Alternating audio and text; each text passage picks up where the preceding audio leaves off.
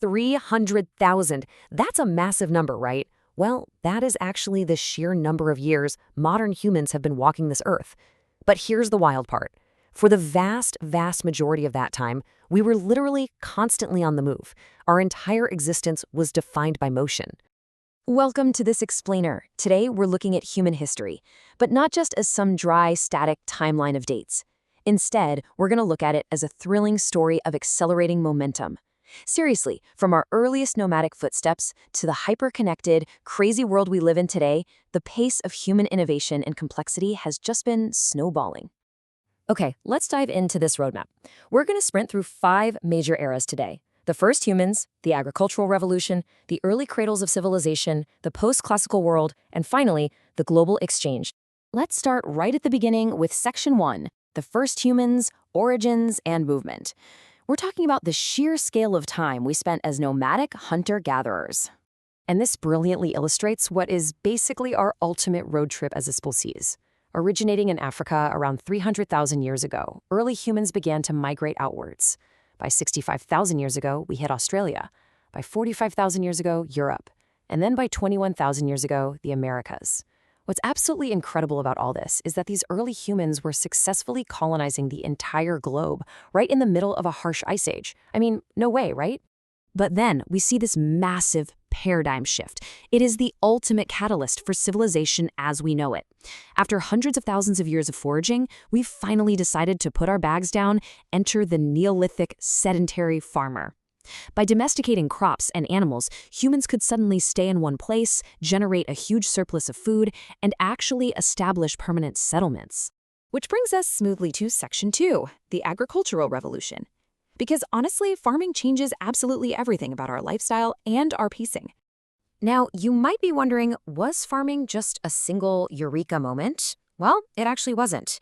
It sprang up entirely independently in multiple, disconnected centers across the globe. We're talking wheat and sheep in Mesopotamia around 8500 BCE, rice in the Yangtze River Valley, sorghum in the Sahara, and squash and llamas in the Andes. Humans everywhere were figuring out how to tap into the Earth's potential at roughly the exact same time. It's like a giant puzzle coming together. And here is the exact logic flow of how a few simple seeds literally changed the world. Step 1. You domesticate plants and animals. Step 2. That generates a reliable food surplus. Step 3. Well, because not everyone has to hunt or farm all day anymore, society can suddenly support specialized labor. Artisans, builders, administrators. And finally, step 4, those specialists come together to form the very first massive cities and states.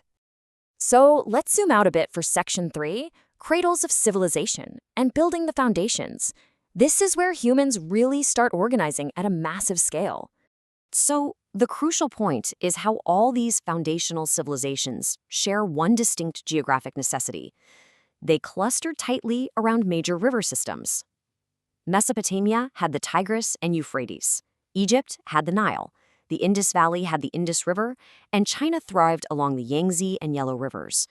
These rivers provided the essential water for that agricultural surplus we just talked about, and they acted as early natural superhighways for trade. As these societies grew more complex, they shared some pretty fascinating foundational traits. We start seeing centralized governments, complex economies, bronze working, polytheistic religions, and the life-changing invention of the wheel. But to manage all this new complexity, writing and bureaucracy became absolute necessities. You literally couldn't run these growing engines without something like cuneiform in Mesopotamia to keep track of it all. Fast forward a bit, and we hit this massive conceptual shift known as the Axial Age, spanning 800 to 200 BCE. This was a super unique window in time marked by the independent emergence of transformative philosophical and religious ideas. We're talking the foundational roots of Confucianism, Buddhism, and Jewish monotheism. And why does this matter today? Because this incredible explosion of global philosophies still fundamentally shapes how billions of people think and operate right now. And obviously, this intellectual growth didn't happen in a vacuum, right? It accompanied the rise of massive regional empires like the Han Dynasty in China or the Roman Empire in Europe. These highly organized, centralized states were now ruling massive populations, stretching well into the tens of millions. They were establishing early global trade routes and laying the vital groundwork for early archaic globalization. Next up is Section 4, the post-classical world, the web of trade. Here, the narrative shifts from isolated empires to a growing, tangled web of global connection. The post-classical era, that's roughly 500 to 1500 CE, basically put human connectivity on overdrive. The massive expansion of networks, like the Silk Road and maritime webs in the Indian Ocean, meant societies weren't just exchanging goods, like spices and silk, they were actively transmitting transformative ideas, new technologies, and really expanding major global faiths like Christianity and Islam. This era was defined by some truly incredible catalysts. You've got the Islamic caliphates overseeing this brilliant golden age of science, art, and philosophy. You have Chinese dynasties inventing world-altering, game-changing technologies like gunpowder and the printing press. And of course, the Mongol Empire, which aggressively united much of Eurasia to form the largest contiguous empire in history. But this increasing, beautiful web of global connectivity also had a remarkably dark side. Those same vibrant trade routes that carried silk, science, and literature, well, they essentially became a superhighway for disease, paving the way for an unprecedented, continent-spanning tragedy, the Black Death. 75 million to 200 million. Let's just let that staggering number sink in for a second. That is the estimated amount of human lives lost to this plague. It's truly difficult to even comprehend. The relentless momentum of this disease was absolutely terrifying. It originated in Asia, spread rapidly along those very same bustling trade routes we were just celebrating, and reached Western Europe by the late 1340s. In a span of just 6 years, it perished between a quarter and a third of Europe's entire population. As you can see, interconnectedness proved to be a devastating double-edged sword that completely decimated Eurasia. And that brings us to our grand finale. Section 5, the global exchange, the world collides. This is where global isolation ends entirely. Now, what's really interesting about this slide is how it defines the Columbian Exchange. Starting in the 15th century, the Eastern and Western hemispheres were violently and biologically knit together. This was an unprecedented, massive transfer of plants, animals, culture, human populations, which heavily involved the tragic reality of enslaved peoples, and, once again, diseases. It literally changed the entire ecology of the planet. From there, the impacts of this early modern era snowballed with breathtaking speed.